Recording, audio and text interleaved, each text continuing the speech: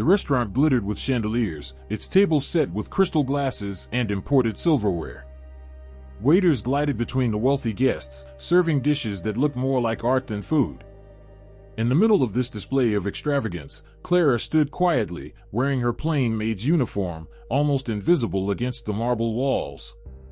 She had been asked to assist in the kitchen tonight, though her role was meant to be simple: clean, carry, stay silent. But silence did not protect her. "Your place is in the kitchen, not here," Chef Armand snapped, his voice loud enough for others to hear. His words cut sharper than the knives lying neatly on his counter. Laughter rippled through the sous chefs and assistants, their eyes flashing with arrogance. To them, Clara was nothing, a servant who should bow her head and obey. What no one in that glittering kitchen knew was the truth. Clara had walked into this room not just as a maid, but as the food critic whose words could make or break their empire. And tonight, after the insult she had just received, she was about to prove that underestimating her was their greatest mistake.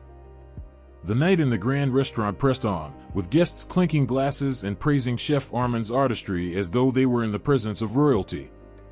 Clara, meanwhile, remained in the background, carrying trays, refilling water glasses, and obeying curt commands from the kitchen staff. To anyone looking in, she was merely an underpaid maid filling in to help during a busy evening. Invisible. Forgettable. But Armand hadn't forgotten her. Not after the way she lingered for a moment too long, watching his plate before it was carried out. Not after her calm expression refused to break under his arrogant scolding. His pride demanded he remind everyone in earshot who held power here. "Be careful not to breathe too close to the plates," he sneered, as she passed by with a tray. "We wouldn't want the scent of bleach ruining the aroma of my truffles."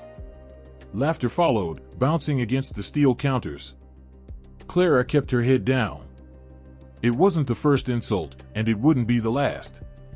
As the evening carried on, the kitchen became a theater of cruelty. Small mistakes from staff were brushed aside, but when Clara accidentally brushed her shoulder against a counter, the chef erupted. "This is why we keep people like you away from food," Armand declared, loud enough that a few servers stopped to listen. "You belong behind closed doors, scrubbing floors, not among professionals." The humiliation didn't end there. Armand seized the chance to escalate, determined to turn Clara into the evening's spectacle. "Tell me," he said mockingly, "do you even know the difference between saffron and turmeric? Between foie gras and pâté? Or do you only know the smell of disinfectant?" The kitchen burst into laughter again. One sous chef even fanned his nose dramatically as if Clara herself stank of bleach. Clara's hands tightened around the tray she carried. Her face remained serene, her eyes lowered, but inside, the sting of injustice sharpened her resolve. She had endured humiliation before, countless times, but tonight it wasn't just an insult to her. It was an insult to every server, every dishwasher, every invisible worker who made restaurants thrive while arrogant chefs collected the praise. Armand, sensing he had his audience, decided to push further. "In fact," he declared, his voice echoing against the clatter of pots and the murmurs of diners beyond the swinging door, "I think we should let our dear maid prove herself." He lifted a gleaming copper pan and set it down with a flourish. "Cook us something. Show us what you can do, if you truly believe you have a place in my kitchen." The staff roared with laughter, egging him on. "Yes, let her try," one called. Another shouted, "I bet she doesn't even know how to turn on the stove." The jeers came like a storm, cruel and unrelenting. Armand smirked, satisfied with the trap he'd laid. To him, it was the perfect humiliation, forcing the maid to stumble, to fail, to confirm her unworthiness in front of his entire kingdom. But Clara did not answer. She simply set down the tray, her expression unreadable. Her silence unsettled some of the younger assistants, who expected her to retreat, to refuse. Instead, she stepped closer to the stove, the laughter surrounding her growing louder, sharper. Armand leaned in, his eyes gleaming with arrogance. "Yes, maid," he whispered, though loud enough for all to hear. "Show us what you've got. Impress me. Impress all of us. Or admit that your only worth is sweeping crumbs from my floor." The challenge was clear, brutal, and impossible, at least in their eyes. And in that moment, the line between maid and critic blurred. Clara was no longer just enduring humiliation. She was standing on the edge of revelation, ready to turn the weapon of mockery back on those who had wielded it so carelessly against her. The stage had been set. The knives were out. And the audience, both in the kitchen and beyond the polished double doors, was waiting for her to fall. Have you ever been underestimated? Treated as if your voice, your skills, or even your presence didn't matter? That's exactly what Clara is facing tonight. And here's the truth, stories like hers remind us that appearances can deceive, but resilience always shines through. Before we see how Clara answers the chef's cruel challenge, take a moment to hit that subscribe button. Join our community where the underestimated rise, where the quiet voices become the strongest, and where every story is a reminder that dignity can triumph over arrogance. Because you won't want to miss the moment Clara turns this humiliation into her greatest victory. The kitchen, usually a symphony of timing and precision, grew hushed. Pots simmered unattended, knives stilled mid-chop, as every pair of eyes fixed on Clara. The maid, so often overlooked, so easily dismissed, was now standing before the stove with the weight of mockery pressing down on her shoulders. Armand leaned back against the counter, arms folded, smirk carved into his face. This was his stage, and he believed he had already written the ending, her failure, his triumph. Clara reached for the pan without hesitation. The staff's laughter dimmed slightly. They had expected her to retreat, to shake her head, to run from the challenge. Instead, she moved with quiet assurance, as though she belonged here, though none of them knew just how much she did. She scanned the shelves with a practiced eye. Where others saw clutter, she saw possibilities. A few sprigs of thyme tucked behind jars. A small stash of saffron, too carelessly stored. A wedge of cheese aging unevenly in the corner. She handled each ingredient like she knew its secrets, its strengths, and its flaws. For Clara, this wasn't guesswork. It was instinct sharpened over years of tasting, writing, and dissecting the artistry of the world's best kitchens. Look at her, one sous chef muttered under his breath. She's just pretending. But his voice lacked conviction. Armand chuckled, trying to keep control of the room. Go on then, little maid. Amaze us. His words dripped with sarcasm, but he couldn't ignore the way her movements unsettled him. There was no fumbling, no uncertainty. Her hands knew where to go. Clara placed the pan over the flame, the steel ringing softly as it met the burner.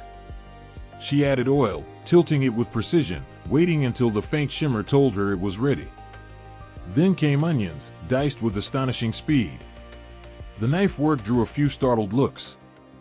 A maid was not supposed to know how to hold a chef's blade, let alone wield it with elegance. As the onions caramelized, filling the air with their sweetness, Clara added garlic, letting it bloom just enough before deglazing the pan with a splash of white wine. The sizzle roared like applause in the silence. Even the laughter faded completely now. Something was happening that no one had expected. Armand's jaw tightened. He told himself it was luck. Anyone could throw onions in a pan and make them smell good. But then she reached for the saffron. Not much, just enough to perfume the dish without overpowering it. The choice was bold. Risky. Even seasoned chefs often misused it. Yet the way she crumbled the strands between her fingers, coaxing out their essence, betrayed a knowledge far beyond the reach of a so-called maid. Whispers spread through the kitchen. Did you see that? She knows what she's doing. Impossible.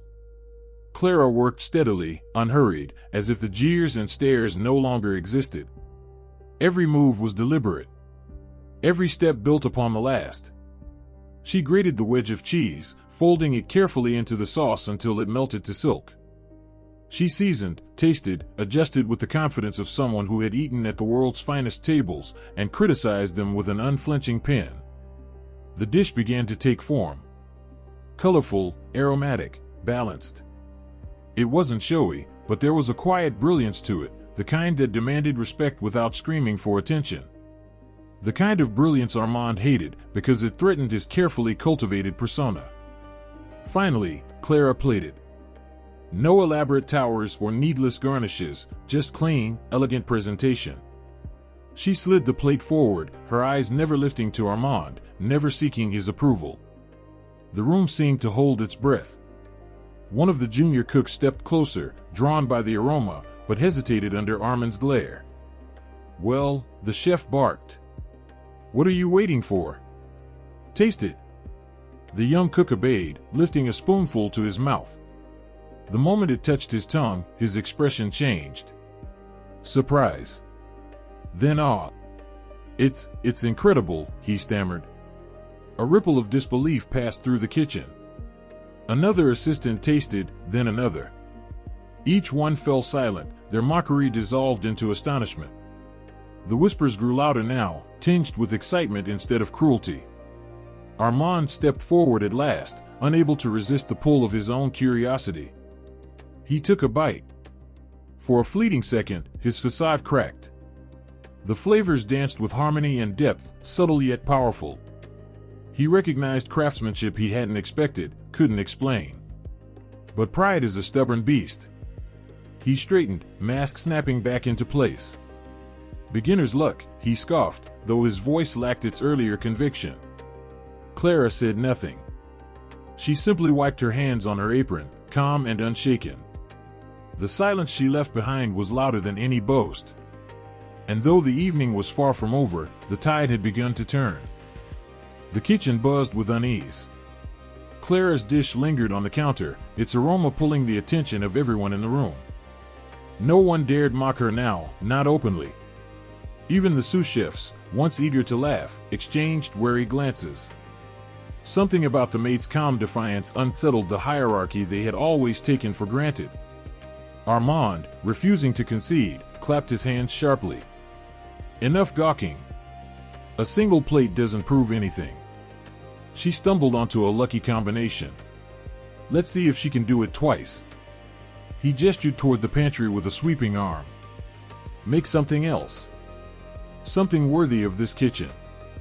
In fact, he paused, his voice rising with theatrical cruelty, "You will create the centerpiece for tonight's table. If you fail, every guest will know the maid ruined their evening." A collective gasp followed. It was a trap, far crueler than the first. To create one plate under pressure was impressive, to produce a dish fit for the elite guests dining in the hall was an impossible demand. Clara met his gaze without flinching. She didn't argue. She didn't plead. She simply nodded once, as if to say, "Challenge accepted." Armand smirked, confident her silence meant fear. "You have 1 hour," he declared. "Impress us, or be remembered only for your failure." The staff waited for her to falter, to reveal cracks in her composure. But Clara moved immediately, scanning the pantry with eyes that missed nothing. Her mind worked quickly, pulling threads of inspiration together. A roasted sea bass, delicate and refined, balanced with a citrus reduction. Seasonal vegetables roasted to perfection, highlighting their natural flavors rather than burying them. A dessert of poached pears, infused with spices, subtle yet unforgettable. She envisioned the menu as if sketching it onto an invisible canvas. Word spread beyond the kitchen. A few servers whispered to the dining room staff, and soon a quiet buzz began among the guests. Something unusual was happening behind those gleaming double doors. Clara worked methodically, her hands steady even as the weight of the room pressed against her back. Where others might panic, she found clarity. Each cut of the knife, each stir of the spoon, carried the confidence of someone who had critiqued dishes at the finest tables in the world. Her true identity as a critic guided her choices. She knew what dazzled palates and what fell flat. Tonight, she would demonstrate it not with words, but with her craft. The staff watched in reluctant awe. The maid who had been their scapegoat now commanded the kitchen through sheer presence. They whispered doubts, "She can't pull this off, not in time," but their voices lacked conviction. At one point, a young cook dared to step closer. "Do you need help?" he asked softly, torn between loyalty to Armand and respect for what he saw unfolding. Clara offered him a faint smile and nodded. "Slice those carrots evenly," she said. Her voice was calm, precise, impossible to ignore. Slowly, others joined in, drawn less by duty to Armand and more by the quiet authority Clara exuded. Armand noticed, fury simmering beneath his polished exterior. This was his kitchen, his kingdom, yet the gravity of the room was shifting toward her. He tried to belittle, to break the spell. Pathetic, he muttered loud enough for all to hear. Even if it looks decent, she knows nothing of presentation. She'll embarrass herself. But as the clock ticked down, Clara began plating. The sea bass, roasted to perfection, glistened with a citrus glaze that caught the light like liquid gold. The vegetables, vibrant and precise, framed the dish like art. When she placed the pears, soft and fragrant, onto delicate china, even the most skeptical sous chef felt a pang of admiration. The hour ended. Clara stepped back, her work complete. Silence fell again, heavy and expectant. Armand approached, his smirk faltering as his eyes betrayed the truth his pride would not admit: the dishes were extraordinary. He lifted a forkful of sea bass to his lips, and despite his best efforts, his expression flickered with awe. The flavors burst with clarity, balanced and refined, a symphony on the tongue. He wanted to dismiss it, to spit out a cruel remark, but the lie would not hold. Everyone had tasted the first dish. Everyone could smell, see, and now witness what she had created. Impossible, he muttered under his breath. The staff, unable to resist any longer, began to cheer. Not loud, but genuine, murmurs of respect building into applause. For the first time, the laughter that had once mocked Clara now celebrated her. They knew they had witnessed something remarkable, something undeniable. Clara wiped her hands, her face serene. She didn't boast. She didn't gloat. She simply stood tall, allowing the weight of her work to speak for her. What none of them yet knew was that the real revelation was still to come. Because Clara wasn't merely proving she could cook. She was about to reveal who she truly was, and that revelation would strike harder than any dish ever could. The dining room, once tense and charged with arrogance, now pulsed with a different energy.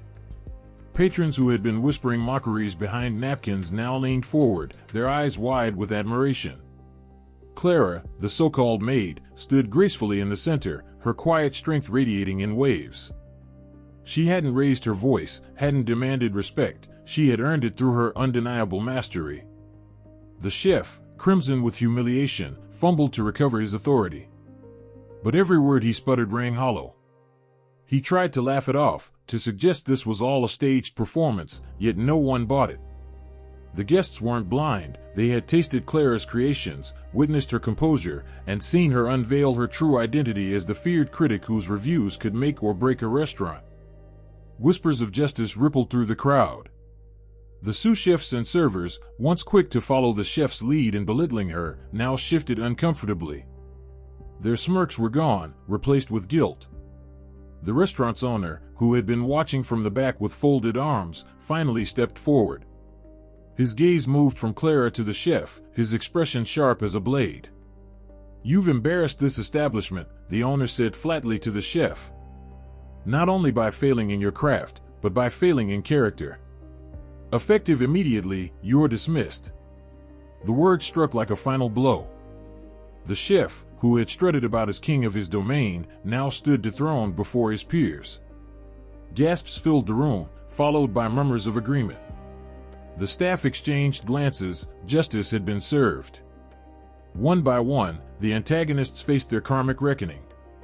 The sous chef who had mocked Clara's plain clothes found himself stripped of responsibilities, demoted to dish duty for his role in the humiliation. The arrogant server, who had sneered at her with disdain, was reprimanded by the owner for unprofessional conduct and warned that his job hung by a thread. Each downfall served as a reminder that cruelty carries consequences. Clara, however, did not gloat. She smiled faintly, offered a polite nod to the guests, and quietly set down her tools. She had no need for theatrics, her triumph was in her authenticity. As the crowd erupted into applause, cheers filling the air, glasses raised in her honor, Clara slipped away from the spotlight. She had proven her worth, not for them, but for herself. Later that evening, she walked home through the city streets, her critic's notebook tucked under her arm. The neon lights of restaurants flickered around her, each one a reminder of her purpose. Her value had never depended on recognition from men like the chef. She knew her palate, her pen, and her voice carried weight far greater than any insult thrown her way. For Clara, victory wasn't about basking in glory. It was about showing that true strength doesn't require permission to shine. And as she disappeared into the night, one thing was certain: every restaurant in the city would think twice before underestimating the quiet woman with the sharpest tongue in print. The maid who had been dismissed now walked taller than ever, as herself, as the critic, and as the woman who turned humiliation into history. Clara's story is more than a dramatic twist. It's a reminder that respect should never depend on appearances or titles. Tonight, the maid who was dismissed proved that true power lies in knowledge, resilience, and authenticity. And just like her, each of us has moments when we're underestimated, when others fail to see our worth. But those are the very moments where we can shine the brightest. Now I want to hear from you. Have you ever been in a situation where someone misjudged you, only to be surprised by what you could do? Share your experience in the comments. I'd love to read your stories. Let's make this community a space where voices that are often ignored find recognition and strength. And if Clara's victory inspired you, don't forget to like this video, follow the channel, and stay with us for more stories that prove humility and courage can change everything.